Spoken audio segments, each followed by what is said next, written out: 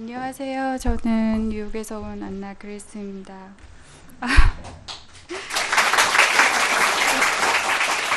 저 원래 잘 안 떠는데 오늘 조금 떨리는 것 같아요. 네, 그럼 저의 인생 소감 발표 시작하도록 하겠습니다. 누구든지 나의 이 말을 듣고 행하는 자는 그 집을 반석 위에 지은 지혜로운 사람과 같으니 Everyone who hears these words of mine and puts them into practice is like a wise man who built his house on the rock. Matthew chapter 7 verses 24. 저는 1983년 12월 22일 부산 일남 이녀 중 막내로 호탕하시고 감성이 풍부하신 아버지와 따스하고 자유로우신 어머님, 무심한 것 같지만 항상 저를 아껴주고 배려해주는 오빠, 그리고 항상 사랑으로 저희를 보살피는 할머니라는 사랑 많고 정 넘치는 가족 안에서 귀여움을 듬뿍 받는 막내딸로 자라났습니다. 초등학교 4학년 때 아버지의 사업 실패로 가정 환경이 좋은 편은 아니었지만 가족들의 웃음과 사랑이 언제나 넘치는 행복한 유년 시절을 보냈습니다. 대학 진학의 실패로 NMC 간호대학에 진학, 이후 NMC에 입사하여 신경과 간호사로서 근무하였고 이때부터 1:1 성경 공부를 본격적으로 시작하였습니다. 병원 입사 3년 만에 하나님의 주권적인 십자가의 은혜로 거듭남을 체험하고 이후 내 양을 먹이라는 목자 비전을 받아 병원 퇴사 후 성신여대 조교로 근무를 하였습니다. 그러나 처음 방향과는 달리 여전히 마음 안에 성공에 대한 욕심과 현실적인 물질 자립, 그리고 엄청난 양의 조교 업무에 치여 목자로서의 사명은 조교 생활이 얼마 지나지 않아 완전히 잊어버리게 되었습니다. 학관의 첫 간호사 출신의 조교라 저에 대한 교수님의 기대치가 엄청났었고 성신여제대학교의 핵심 사업이었던 시뮬레이션 센터 건립이 조교 생활 가운데 시작되었습니다. 당시 총책임자셨던 저희 지도 교수님이 암에 걸리셔서 항암 치료 가운데 센터 사업을 지도하셨고 센터 사업 담당 조교는 딸랑 저 하나였습니다. 그래서 저희 조교 생활은 말만 많고 일은 하지 않으며 만족은 전혀 할 줄 모르는 교수님들의 사이에서 먹고 자는 것이 무엇인지 알지 못하는 불가촉 천민으로 지내야만 했습니다. 간호학과실에서는 물론이고 학교를 통틀어 항상 제일 늦게 퇴근하였기 때문에 경비 직원들은 제 방을 따로 관리를 할 정도였습니다. 그러는 사이 내 양을 먹이라는 목자로서의 비전이 내 삶에 주어졌는지조차 기억하지 못하였고 아무리 열심히 일을 해도 누구 교수님은 이렇게 해줬으면서 내 일은 너무 성의 없이 한다라는 교수님들의 타박과 또 그 속에서 벌어지는 권력 암투로 인해 몸과 마음이 상할 대로 상해가고 있었습니다. 하지만 몸과 마음이 지쳐갈수록 그 안에서 살아남겠다고 발버둥을 칠수록 인생에 대한 저의 가치관은 비틀어질 대로 틀어졌고 하나님과의 관계성도 어디서부터 시작해서 어떻게 풀어나가야 할지를 잘 알지 못하였습니다. 제 삶은 강팍하기 그지없었고 나의 하나님은 너무 멀리 계신 것 같았습니다. 10년 가까이 센터에 나오긴 했지만 간간히 센터 대소사에만 얼굴을 잠시 비치는 정도의 신앙생활은 그야말로 가느다란 실밧줄을 타고 올라 하나님께 구원을 바라는 위태로운 신앙생활이었습니다. 이러한 부끄러운 신앙생활이 진행될수록 하나님에 대한 목마름은 더욱 심해졌고 나의 인생을 통해 말씀하고 싶은 아버지의 뜻이 무엇인지는 도무지 알 수가 없었습니다. 이런 저에게 지혜 사모님께서는 1년간 꾸준히 주일 성수를 지키는 순종부터 하나님께 드리라고 방향을 주셨고 그렇게 저의 주일 성수 훈련이 시작되었습니다. 하나님께서는 이러한 보잘것없는 저의 작은 순종을 깊이 받으시고 크고 작은 일로 저를 축복하여 주셨습니다. 먼저 조교에서 연구원으로 보직을 옮겨주시고 강사의 자리를 허락하여 주셨습니다. 또 잔뼈가 굵어진 저의 시뮬레이션 강의는 학과 내 교수는 물론 타 대학 교수님들에게도 강의 능력을 높이 평가받았습니다.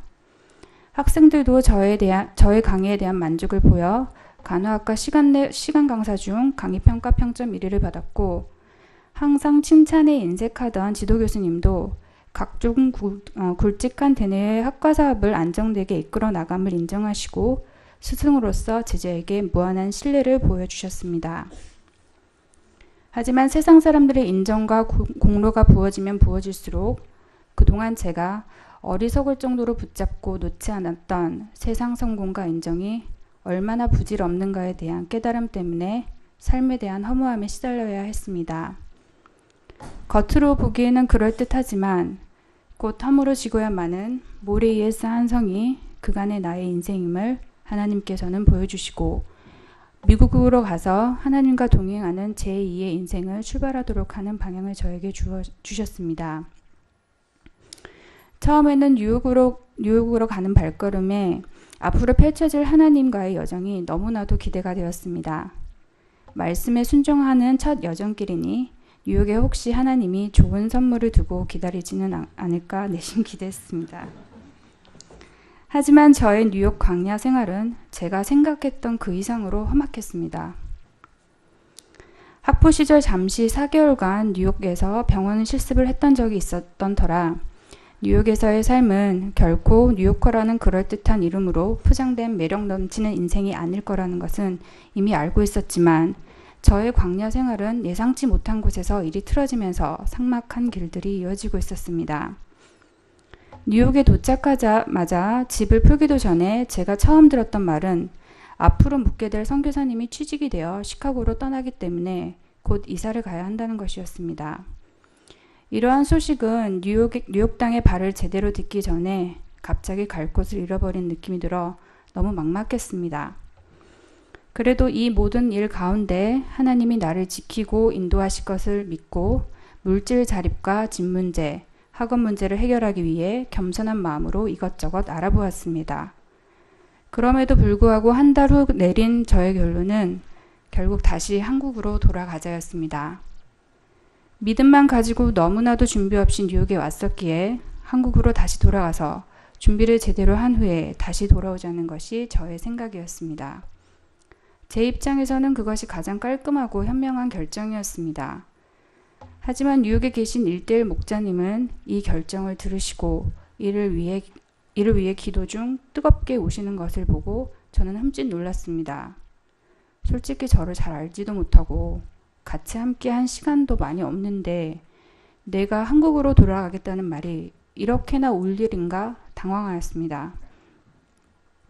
목자님께서는 이제 돌아가면 하나님을 인격적으로 알아가고 믿음을 체험할 수 있는 기회를 놓치게 되는 것이 너무 속상하시다며 지금 이런 마음으로 한국에 간다면 앞으로 다시는 이런 기회가 이딸에게 오지 않게 될까 두렵다시며 이 한 영혼을 불쌍히 여겨주셔서라고 기도를 하셨습니다.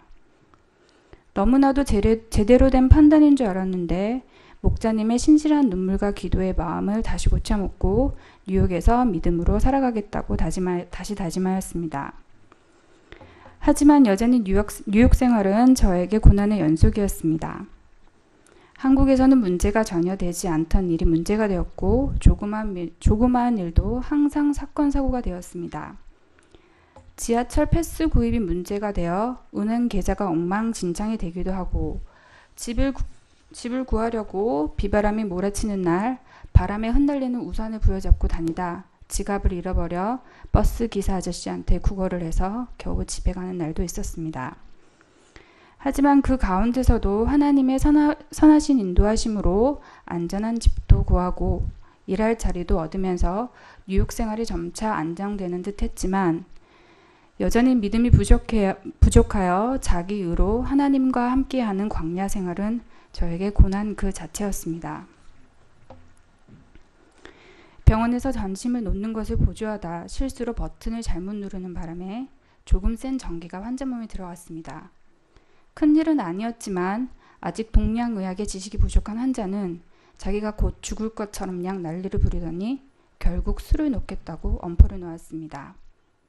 결국 저는 뉴욕의 가장 매혹적인 스카이라인이 비치는 롱아일랜드 시티의 한 레스토랑에서 식사를 하던 중 해고 통보를 받았습니다. 상황 가운데 충분히 저를 배려한 해고였음에도 불구하고 이제 또 뭐를 어찌해야 하는 막막함이 저를 엄습해 왔습니다.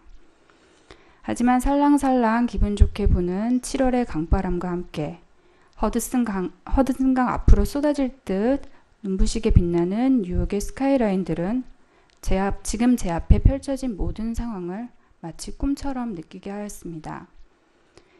그렇게 하염없이 엠파이어 스테이트 빌딩을 바라보고 있자니 눈부시게 펼쳐지는 뉴욕의 야경이, 그리고 뉴욕이 낯선 땅 이방인에게는 좀처럼 마음을 받아줄 줄 모르는 콧대 센 아가씨처럼 느끼며 이방인으로서 살아가는 나그네의 서름을 가슴 깊이 이해하게 되었습니다. 하지만 당장 서러운 감정보다는 뭘로 먹고 살아가야 되는지에 대한 막막함 때문에 하나님을 이 상황 가운데 바라보고 마음의 평정을 찾기가 좀처럼 쉽지 않았습니다. 수중에 가진 돈은 달랑 20불인데 혼자 뉴욕에 버려진 듯한 느낌에 절망감을 안고 아버지께 몸부림을 치며 부르짖었습니다.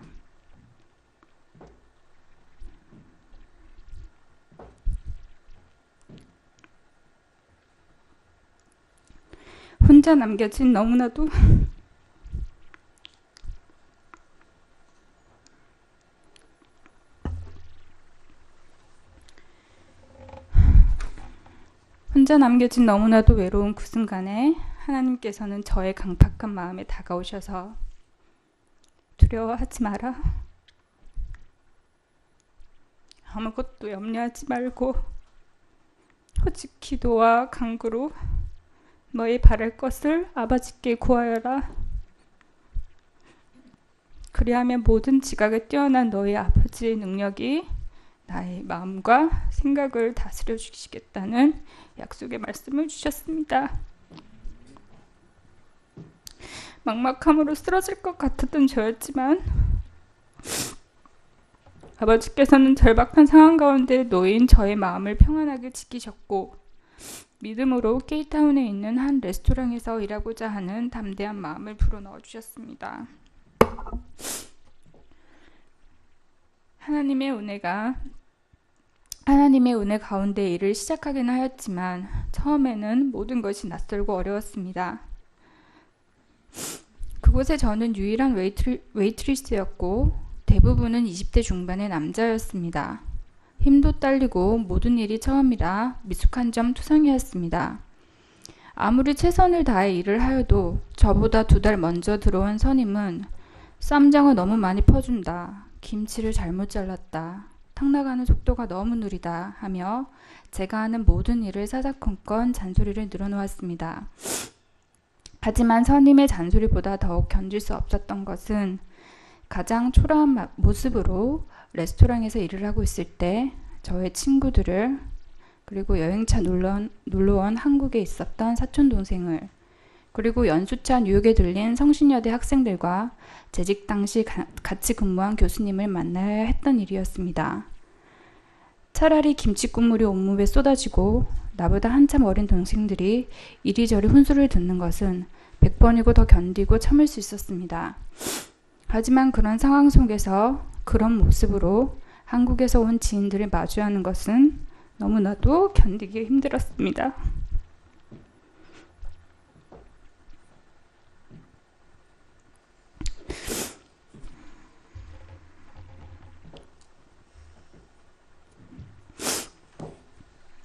무너지는 자존심과 쏟아져 내리는 모멸감을 감당하기가 너무 괴로워 LA에 있는 영재 언니한테 전화를 해 내 인생을 내가 감당하지도 못할 만큼 끌어내리는 하나님이 너무 잔인하다며 소리를 질렀습니다. 묵묵히 듣던 저희 언니는 저에게 너의 고난 가운데 왜 예수님의 십자가 하나도 보이지 않느냐며 네가 짊어지기 더욱 어려운 고난일수록 예수님의 십자가를 바라보며 그 은혜에 감사해야 한다고 저를 회개하도록 방향을 잡아주셨습니다. 눈물이 멈추지 않았지만 아무것도 의지할 수 없는 제 상황 가운데 유일하게 의지할 수 있는 대상은 오직 하나님 한 분이라는 것을 깨닫고 예수님의 십자가 앞에서조차도 내 아픔과 고난만을 주장하는 한없는 죄인인 저를 발견하게 하셨습니다. 그러자 하나님의 평강이 다시금 저에게 임하고 아무것도 갈피가 잡히지 않는 뉴욕 생활 가운데서도 분명한 선하심과 인도하심으로 나를 지키고 있는 하나님을 바라볼 수 있는 믿음을 가지게 되었습니다.